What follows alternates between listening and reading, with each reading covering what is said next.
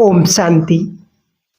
अब इस समय युग परिवर्तन का समय है। हमें अब कैसा पुरुषार्थ करना चाहिए। हमारी सरकारें सभी भी यही बोल रही हैं कि भारत को हमें स्वर्णिम भारत बनाना है।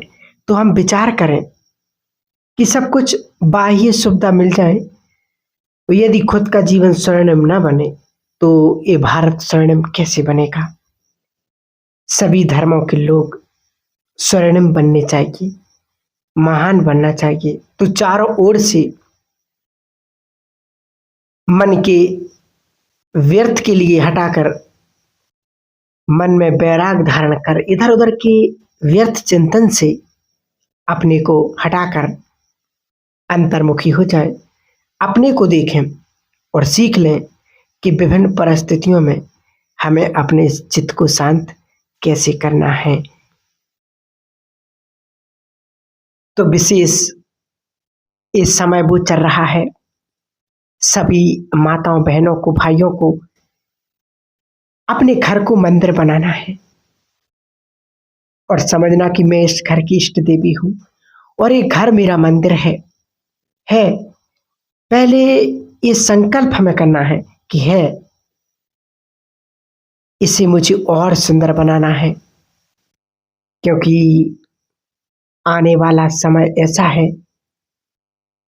बाबा तो ये चाहते हैं कि आपके घर ऐसे तीर्थ बन जाए जो घर के सामने से यदि कोई गुजर जाए तो उसे लगे कि घर तो सभी हैं, लेकिन यहाँ से गुजरने से मेरा चित्त शांत हो गया। यहाँ आते ही मन में एक अलौकिक तरंगें उठती हैं। ये बहुत बार बात सुनी भी है। ऐसा समय बहुत तेजी से आ रहा है जब आपके घर में लोग आएंगे और कहेंगे कि हमें अपने घर का पानी पिला दो, चित्त हमारा शांत हो जाएगा। हमें अपने घर में थोड़ा बैठने दो, आध घंटा, हमारी समस्याएं खत्म हो जाएगी। हमारे सिर पर हाथ रख दो, हमारे ऊपर नजर डाल दो, हमारे दुख दूर हो जाएंगे। इस समय अब बहुत तेजी से आ रहा है। सभी भाई बहनें इस बात को विशेष एक संकल्प याद रखना है। आप इसे जरूर स्वीकार करें कि हम अपनों के भी काम आए और अपने लिए भी काम आए। अब समय आ गया है संसार के काम आ जाए, क्योंकि आने वाले दिनों में हम संसार के काम आ जाए, दुखहर्ता बन जाए, विघ्न विनाशक बन जाए। ऐसा समय अब आने वाला है, क्योंकि हर आत्मा टेंशन में है, दुखी है, परेशान है। कई सारी घर के बिजनेस में, काम धंधे में इतनी टेंशनें बढ़ चुकी हैं। आज हर व्यक्ति परेशान है, दुखी है। उन सभी आत्माओं को सुख शांति की अंजलि देने के लिए हम सभी भाई बहनें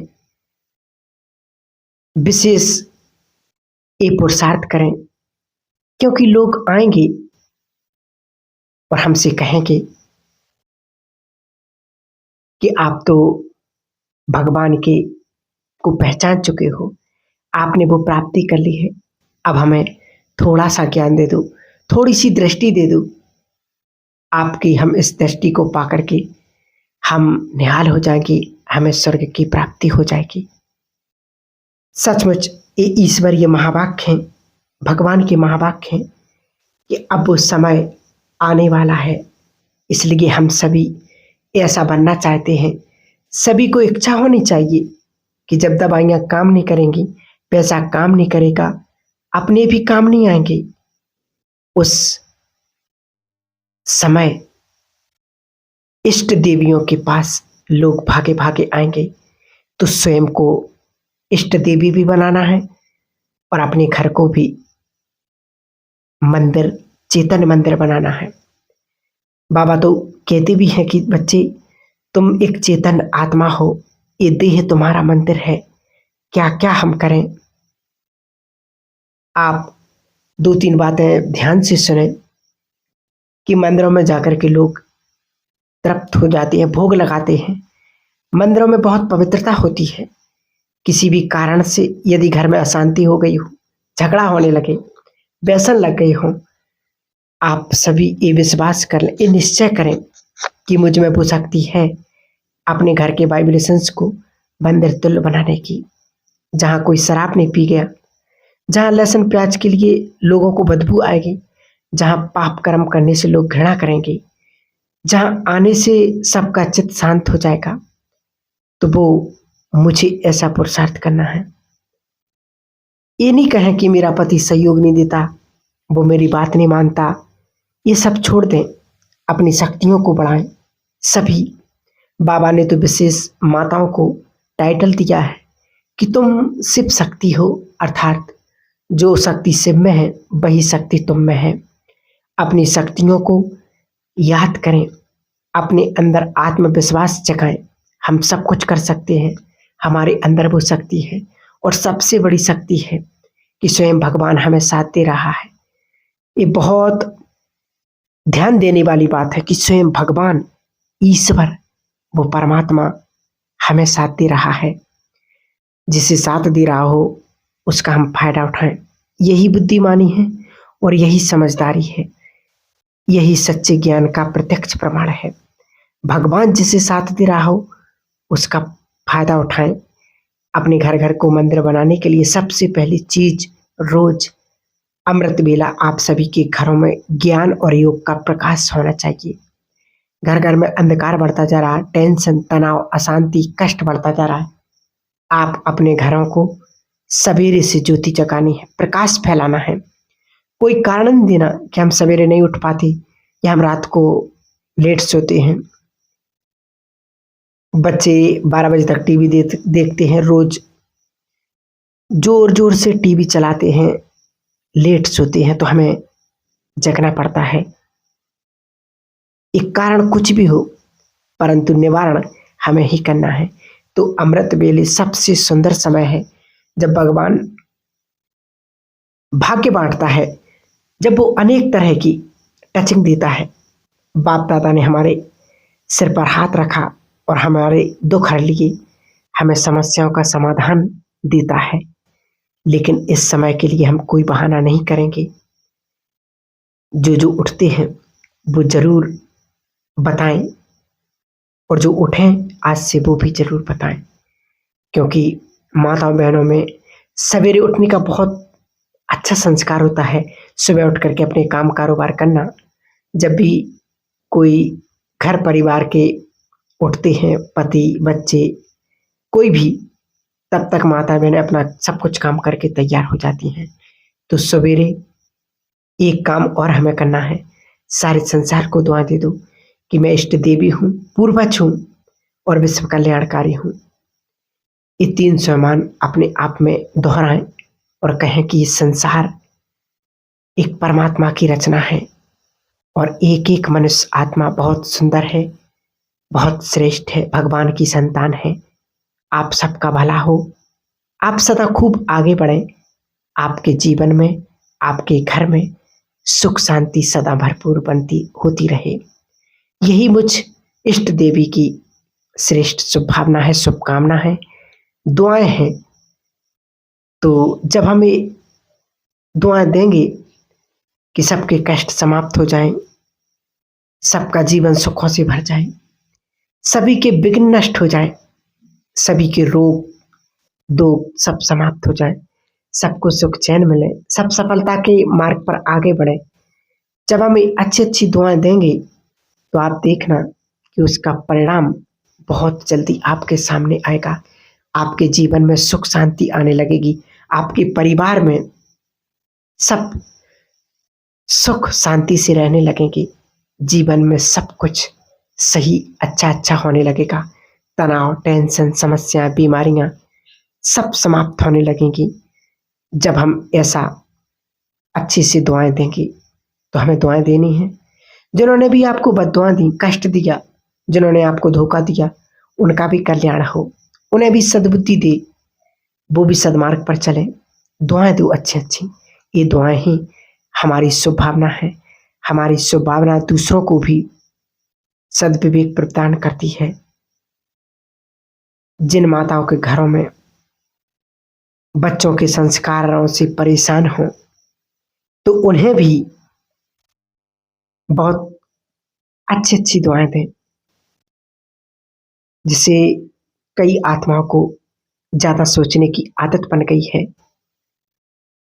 जिनको ये ज़्यादा सोचने की आदत है, चिंता करने की संस्कार हो, इसको ठीक करें ज्ञान और योग से।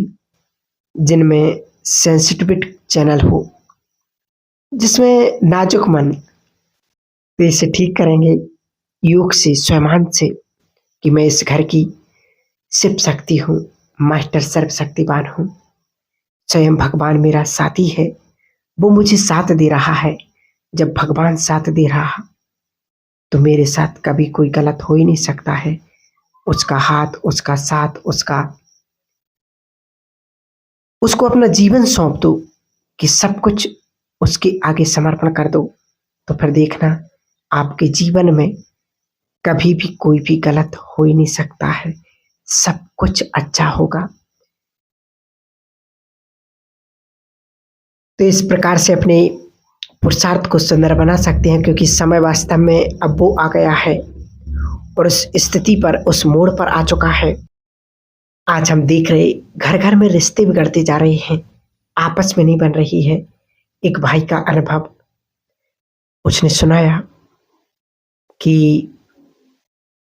एक माता ने अपना अनुभव सुनाया कि मेरा बच्चा हमारे पास रहना नहीं चाहता है, वो घर छोड़ कर के जा रहा है। वो अपने पिता से लड़ता है। उसकी पत्नी और बेटा दोनों घर छोड़ कर के जा रहे हैं।